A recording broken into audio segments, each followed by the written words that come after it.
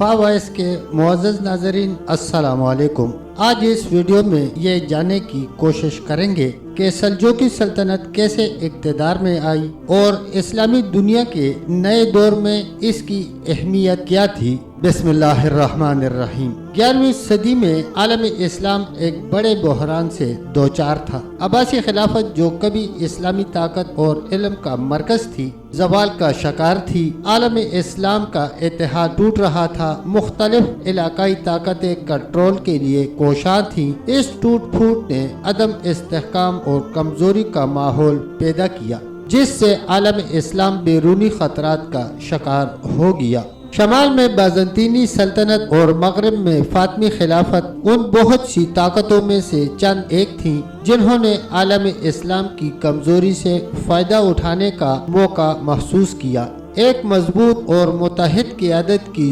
ضرورت اس سے زیادہ کبھی نہیں تھی۔ اس طاقت کے خلا میں ایک نئی قوت ابھر رہی تھی جو اسلامی تاریخ کے دائرے کو ہمیشہ کے لیے بدل دے گی۔ سلجوق ترک جو وسطی ایشیا کے خانہ بدوش لوگ تھے، آہستہ آہستہ اسلامی دنیا میں داخل ہو رہے تھے۔ عربی اسلامی مشرق میں رونما ہونے والے واقعات کے سٹیج پر سلجوقیوں کے ظہور کے ان علاقوں کی سیاسی تبدیلی پر بہت گہرے اثرات پڑے جن کو ایک طرف عباسی خلفاء اپنی قلمرو میں شامل رکھنے کے لیے کوشش کر رہے تھے اور دوسری طرف شیعوں کی فاطمی خلافت اپنی طرف کھینچ رہی تھی۔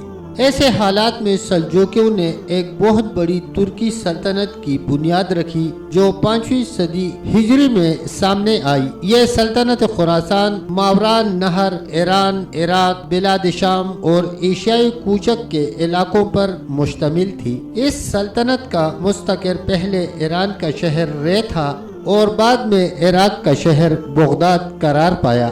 اسی دوران خراسان، ماوراء نہر، کرمان، بلاد شام، سلاجقہ شام اور ایشیائی کوچک یعنی سلاجقہ روم میں کئی چھوٹی چھوٹی سلجوقی سلطنتیں مارز وجود میں آئیں۔ یہ تمام سلطنتیں ایران اور عراق میں سلجوقی سلطان کے تابع تھی۔ سلجوقیوں نے بغداد کی عباسی خلافت اور اس کے مذہب اہل سنت والجماعت کی خوب مدد کی۔ یہ سلطنت ایک طرف ایران و عراق میں شیعہ بوہی اور دوسری طرف مصر و شام میں عبیدی یعنی فاطمی اثر النفوس کے درمیان میں گری زوال کے قریب پہنچ چکی تھی۔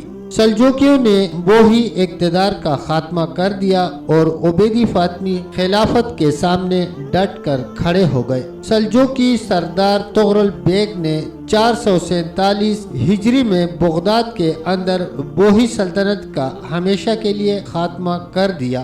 تمام شورشوں پر قابو پا لیا۔ مساجد کے دروازوں سے صحابہ کرام علیہ رضوان کے سب و شتم پر مبنی تحریریں مٹا دی اور رافضیوں کے شیخ ابو عبداللہ الجلاب کو رفض میں غلو کی وجہ سے قتل کر دیا۔ بوہی شیعہ نفوذ بغداد اور عباسی خلیفہ پر چھا چکا تھا۔ جب سلجوقیوں نے بغداد سے دولت بوہی کا خاتمہ کر دیا اور سلطان طغرل بیگ عباسی خلافت کے دارالحکومت میں داخل ہوا تو خلیفہ قائم بامر اللہ نے ان کا شاندار استقبال کیا، انہیں نہایت قیمتی خلعت عطا کی، اپنے پاس بٹھایا اور بڑے معزز القابات سے نوازا۔ ان القابات میں ایک لقب سلطان رکن الدین طغرل بیگ ہے۔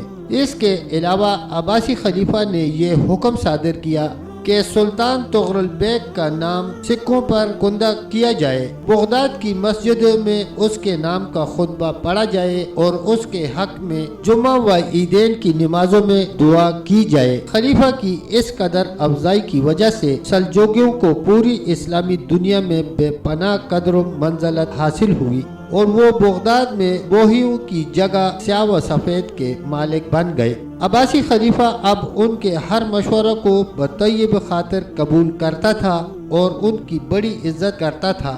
طغرل بیگ بڑی طاقتور شخصیت کا مالک تھا، بڑا ذہین، کمال شجاع، دیندار، نیک اور عدل گستر تھا۔ ان ہی خصائل حمیدہ کی وجہ سے اس کی حمایت میں آئے روز اضافہ ہوتا چلا گیا اور اس نے ایک نہایت ہی طاقتور لشکر تیار کر لیا۔ तुगरल बेग ने कोशिश की कि तमाम सल्जूकी तुर्क मुत्तहिद रहें और इस्लाम की अशात में भरपूर हिस्सा लें। खलीफा कायम बिअम्रुल्लाह ने सल्जूकी सल्तनत के साथ अपने ताल्लुक को मजबूत बुनियादों पर कायम करने की खातिर तुगरल बेग के बड़े भाई जाफरी बेग की बेटी से शादी कर ली। ये शादी 448 हिजरी में हुई। फिर शोबान 454 हिजरी में तुगरल बेग की शादी खलीफा अब्बास कायम बिअम्रुल्लाह की बेटी से हुई, लेकिन उसके बाद तुगरल बेग ज्यादा अरसा जिंदा न रहे। 8 रमजान अल मुबारक 454 हिजरी को यानी सिर्फ एक माह बाद उनका इंतकाल हो गया। उस वक़्त तुगरल बेग की उम्र 70 साल थी। अपनी वफात से पहले तुगरल बेग खुरासान, ईरान और इराक के शमाल मशरकी इलाकों में अपने हाथ से सल्जूकी इक़्तिदार और गलबा का काम मुकम्मल कर चुके थे। वीडियो देखने का शुक्रिया प्यारे दोस्तों। कमेंट सेक्शन में अपनी राय का इजहार ज़रूर करें। तब तक के लिए इतना ही, मिलते हैं इंशाल्लाह एक अगली वीडियो के साथ। तब तक के लिए अल्लाह हाफिज़, अल्लाह निगहबान।